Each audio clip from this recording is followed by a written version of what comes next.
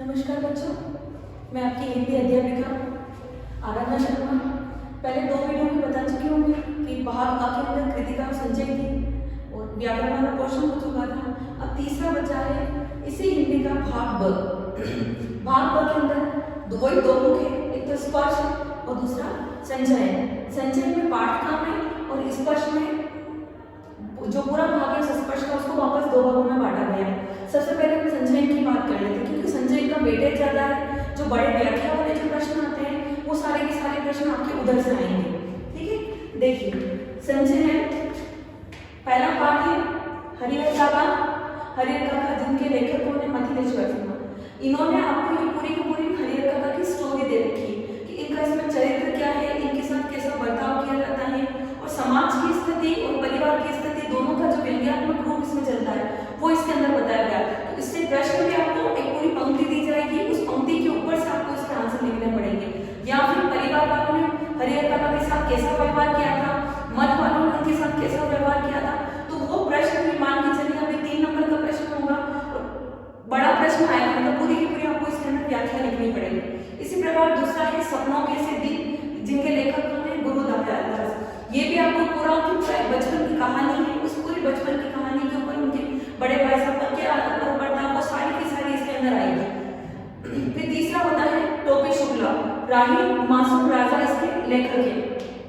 इसके अंदर टोपी शुक्ला और उसके जो मित्र है इरफान, उन दोनों की स्टोरी को बताया गया है। तो इरफान का और जो टोपी शुक्ला है इन दोनों का जो रिलेशन था वो दोनों रिलेशन से ऊपर प्रश्न आएंगे। फिर टोपी का उसकी जो दादी थी दादी के ऊपर कैसा प्रभाव पड़ा, उसके आने वाले जीवन में उन जो प्रभाव था उन प्रभाव के आने वाले जीवन में क्या पड़ा, ये सारी की सारी चीजें इसमें आएंगी। तो मान लीजिए आपको संचय वाला है बड़े 3 पार्ट लेकिन वेटेज ज्यादा है इसका, तो सारे के सारे बड़े वाले जो प्रश्न आएंगे वो सारे के सारे इसमें से आएंगे और सारे वर्ड आएंगे। इसके शब्दों की सीमा जो रहेगी वो 100 शब्द रहेगी। मान के चलिए एक प्रश्न 100 शब्द या 100 से नहीं देंगे तो 80 शब्दों में आपकी शब्द सीमा रहेगी।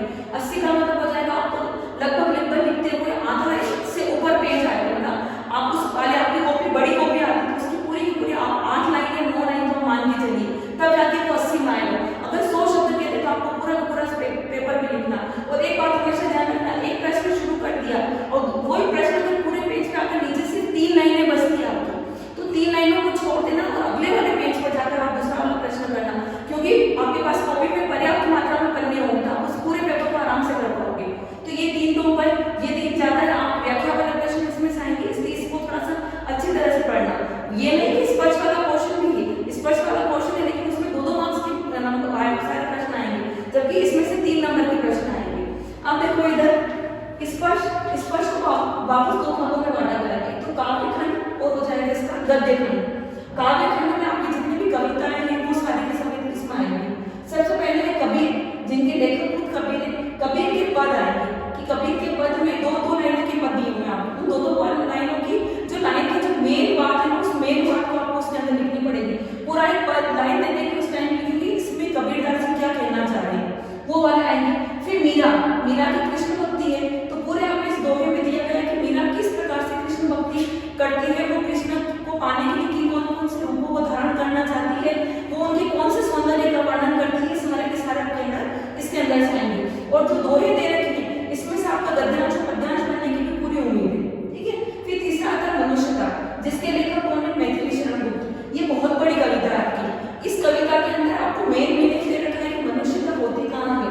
इसमें प्रश्न जो बनेंगे वो प्रश्न बनेंगे कि सच्चा मनुष्य कौन है, जो दूसरों के लिए जीता है, जो दूसरे के लिए अपने शरीर का त्याग कर देता है, वो सारी की सारी बातें आपकी इस मनुष्य कविता में दी गई है। तो इसका जो प्रश्न बनेगा उसमें आपको उदाहरण जो दधी जी का उदाहरण दिया गया है वो सारे के सारे उदाहरण आपको यहाँ पर लिखने पड़ेंगे कि उन्होंने अपने अंगों का दान क्यों किया था, किसकी भूख मिटाने के लिए उसने अपने शरीर के हाथ का मांस का टुकड़ा निकाल के दिया, वो सारे के सारे आपको उदाहरण याद करने हैं। उसी प्रकार पर्वत प्रदेश के पास सुमित्रा नंदन पंथ का है।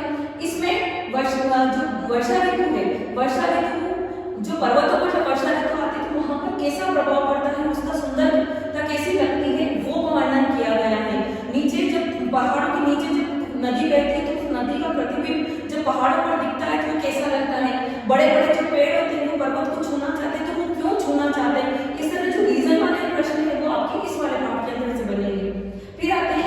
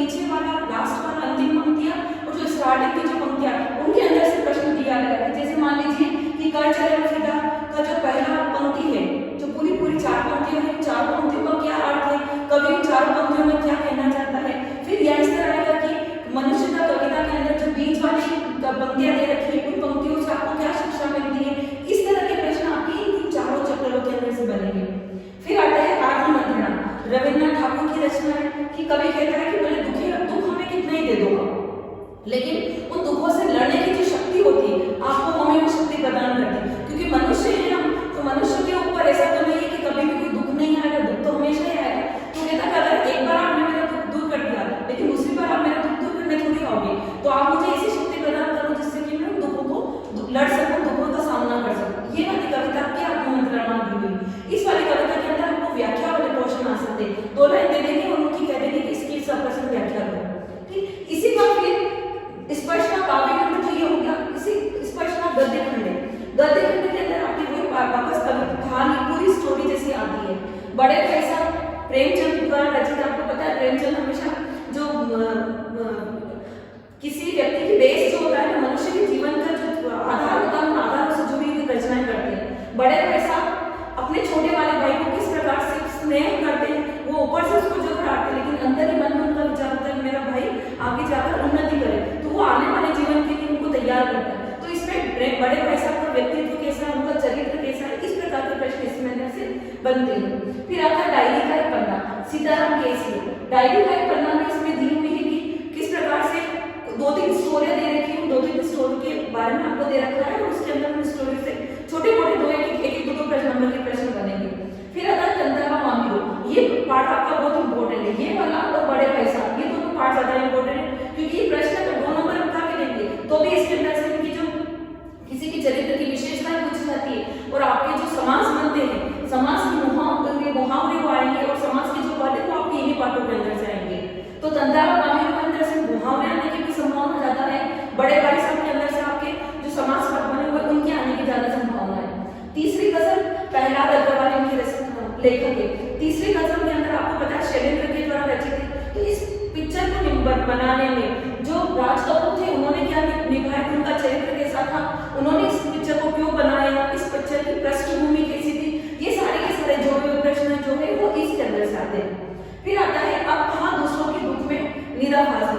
आप दूसरों के दुख में बताएंगे कि पहले के टाइम में लोग दूसरों के जो दुख थे उनको अपना सुख समझकर उनकी सहायता करते थे, लेकिन अब वो वाली बात नहीं। इसमें उन्होंने 2-3 उदाहरण दिए हैं कि वो चिड़िया बाहर बैठी कैसे करती है, फिर वो घुड़सवार वहां से निकलता है तो चिड़ियों को बाहर से निकलता है, इस प्रकार 2-3 कहानी इसमें इन्होंने दी गई है। फिर पतझड़ में टूटी पत्तियां, रविंद्र केतन की रचना है।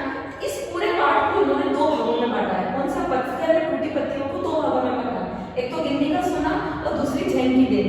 ये जापान की जो परंपरा होती है जिंदगी की जैन में, जापान के लोग किस तरह से हर काम को एक प्रेशराइज होकर करते हैं, क्योंकि वहां पर काम को परफेक्शन से करने की जो उन लोगों की आदत है उसके बारे में उसने बताया है कि जब वहां पर किसी व्यक्ति को चाय के लिए बुलाते हैं तो भी चाय के लिए किस प्रकार से उनको आदत के साथ बिठाया जाता है, किस प्रकार से उनसे बात की जाती है, वो सारी की सारी इसके अंदर दी गई है। फिर गिनती का सोना मतलब खरा सोना है या नहीं, इसमें महात्मा गांधी का उदाहरण दिया गया है। और महात्मा गांधी को क्या खरा सोना कहा गया है, या विश्लेषणात्मक को खरा सोना कहा गया, किसी के विश्वास को खरा सोना कहा गया, वो सारी की सारी बातें इसके अंदर आ रही है। ये व्यंग्यात्मक पाठ है, आपको पूछेगा वाक्य सीधा, लेकिन आपको उसको अंदर व्यंग्य रूप में इसको बताना पड़ेगा। फिर इसका लास्ट पार्ट है कारतूस, ये हबीब तनवीर का है। कारतूस इसमें वजीर अली जो व्यक्ति होता है, जो वजीर अली अब भारत के अंदर से अंग्रेजों को हटाने के लिए जो अपनी जी तोड़ कोशिश करता है, उस पार्ट के बारे में पूरा एकांकी के अंदर रचना की गई है। एकांकी मतलब आप जानते हो एक व्यक्ति ने सारे किरदार निभाए, तो इसमें कारतूस के अंदर वजीर अली के जो नेचर था, उसके व्यक्तित्व की जो विशेषताएं थी उनके आएंगे।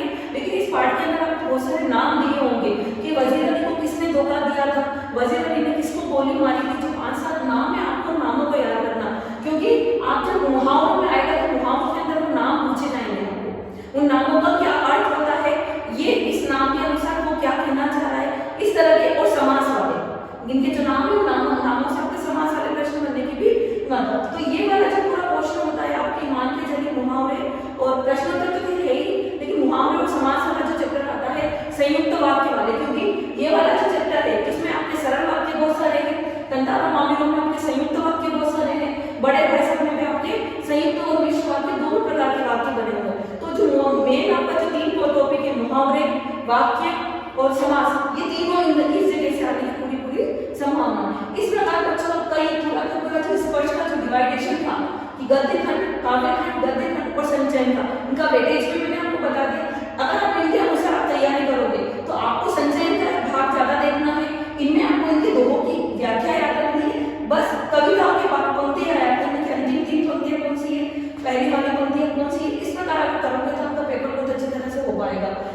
दो बच्चों, हिंदी की बात अ, हिंदी की बात भ, ब और मुहा व्याकरण वाला तीनों के तीनों पोर्शन में बता दिया कि किस प्रकार से आपको पेपर का सॉल्यूशन करना है। अगर आप मेरे बताए अनुसार पूरे पेपर का सॉल्यूशन करोगे तो आराम से आप 90 अबाउट क्रॉस कर सकते हैं। ऐसा नहीं है कि हिंदी में कोई 100 नंबर नहीं ला सकता, लाने वाले 100 नंबर भी ला सकते, वो आपके ऊपर डिपेंड है आप कैसे करते हो। लेकिन हमेशा ध्यान रखना मात्रा, अगर आपको कोई शब्द लिखना नहीं आ रहा तो पीछे रफ कॉपी में लिख लो उसको और उसको देखो, जहाँ आपकी मात्राएं होती है सही मात्रा लग होती है वो आपके सुंदर दिखता है, शब्द सुंदर दिखता है। तब भी आपको नहीं पता चल रहा था उसका प्रोनाउंसिएशन कर लो, उसको बोल के उच्चारण करके देख लो। अगर थोड़ा सा खिंचाव आ रहा है तो बड़ी मात्रा लगेगी और अगर कोई थोड़ा नीचे आ रहा है तो वहाँ पर छोटी मात्रा लगेगी। इस प्रकार मात्राओं की गलती भी आपकी कम होगी। तो इस प्रकार आप पूरा पेपर अपना करोगे तो आराम से अच्छे से अच्छा मार्क्स स्कोर कर सकते हैं। Thank you.